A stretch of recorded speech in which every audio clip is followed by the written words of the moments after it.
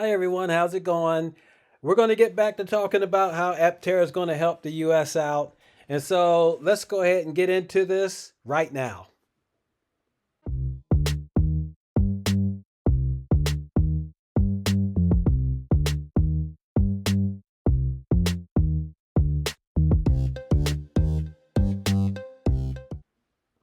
All right, welcome back to my channel. It's good to have you here. So we're going to talk about how Aptera can help the US out if they back them. And first, let's go ahead and just talk about some of the things that's probably not going to work out well with who they're already backing, and that's like with GM. They are actually bracing for a $5 billion hit as it fights to keep up in China's intensifying EV price war. So GM is kind of struggling right now. And of course, Ford is not doing any better because Ford has actually cut jobs, and that could be signaling that the end is near. Of course, this is actually starting over in Germany. So, there's usually a snowball effect when one thing happens and then it adds to other things that are happening down the road. So, there's several outcomes with this. Either the companies that the US are backing up are either going to disappear, or possibly the good news would be that they just shrink a little bit. And this is where Aptera comes in. We know that as the other auto markets, as they start to shrink or possibly even disappear, Aptera is going to grow into a juggernaut. And how do we know that? What helps us to see that that could possibly be the case? Well, one thing is, like as you see here, EVs and hybrids hit a record high in US sales in the third quarter of 2024. So no doubt the fourth quarter is even going to be higher. So there is going to be a growth for the EV market. And Aptera, that's what they're bringing to the table, an EV. Even more impressive, the Aptera, their company is actually obsessed with efficiency. And they have a vehicle that actually glides through the air, just like a shark or a dolphin glides through the water with less effort at all. That means they could get up to 1,000 miles of range on a single charge. Of course, you have to get the 100 kilowatt battery pack to go with that to meet that range. But still, this vehicle burns 1/4 of energy that a regular EV would burn. And the reason why is because the vehicle is so aerodynamic. It has a 0.13 drag coefficient. And the reason why is because it's actually shaped like a dolphin or a shark when you look at it. And so the air just slips around it. So a Toyota Corolla has 0.29, Tesla Model 3 has 0.23, the Aptera has 0.13. But we're really going to get real world testing on this when they finally get the PI2 together and they start getting all these measurements to see what the real world measurements on this vehicle is.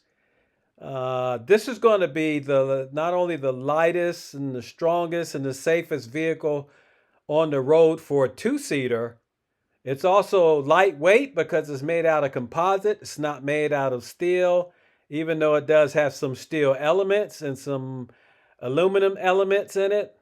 And so that means it could go through the air a lot easier than all the other vehicles, which spend 75% of their energy just pushing air out of the way.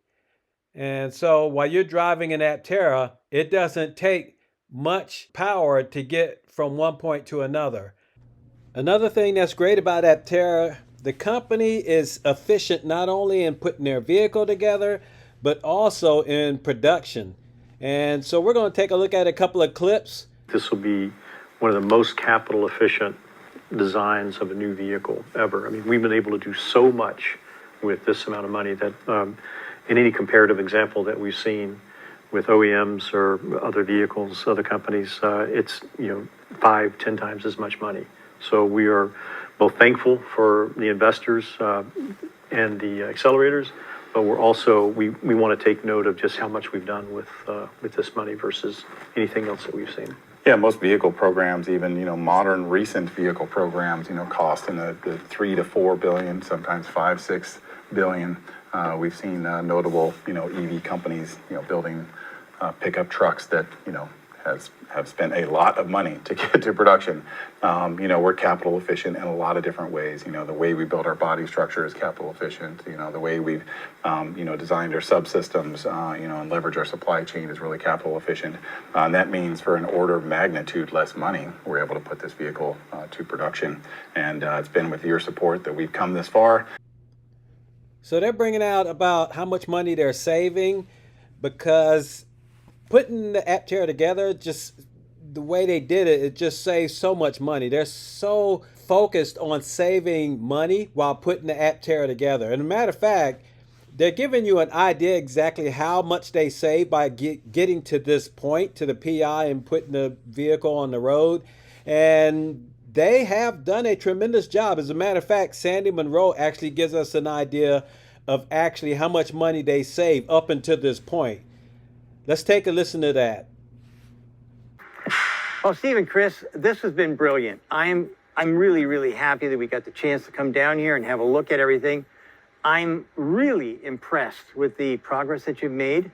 I know that there's going to be bumps in the road and stuff like that, but looking at what you've done with basically a paltry amount of money. By the way, we didn't talk about it, but to get to this phase in a conventional car company would be, you'd have spent by now somewhere around $500 or $600 million to get to where you are. So how much did you spend on this thing? Pennies of that. Pennies of that. 100 million. 100 million. So basically 6 to 1, basically, because the more I think about it, the more I'm thinking more like 600,000. And here you are, and I'm just so impressed.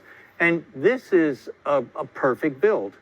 The carbon fiber and everything else that you've shown us is telling me that this car is, when you turn the switch, product is going to come out the door. It's not going to be some of the other vehicles that people have pumped billions of dollars into and got snake eyes in return. So I'm really impressed. So there you have it.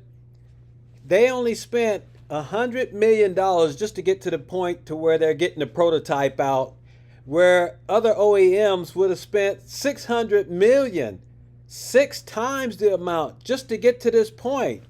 And so here you got an auto company, once they get everything functioning and ready to go, if they ever run into problems like the old OEMs did, auto companies, the United States spent billions of dollars bailing those companies out. With Aptera, you'd probably only have to spend a couple of $100 million. Man, that would save the taxpayer so much money just by looking and helping and taking care of Aptera if they needed the help. But they are going to do so much better than the OEMs. It's not even funny. And we're going to actually talk about that in the next video. So I'm going to go ahead and end it right here and give a shout out to my patrons. Thank you guys very much. I truly appreciate all your help. You help me out so much. And I really do need it, because getting these videos together is not easy. And if you ever want to join Free Power, you can just go to the link down below and just join Free Power. But, if you're new here, just hit the like, ring the bell, subscribe. And this video can spread to so many other people. So the name Aptera can spread out to a lot of different people that don't know about the company. I'm trying to help educate people about what Aptera is all about.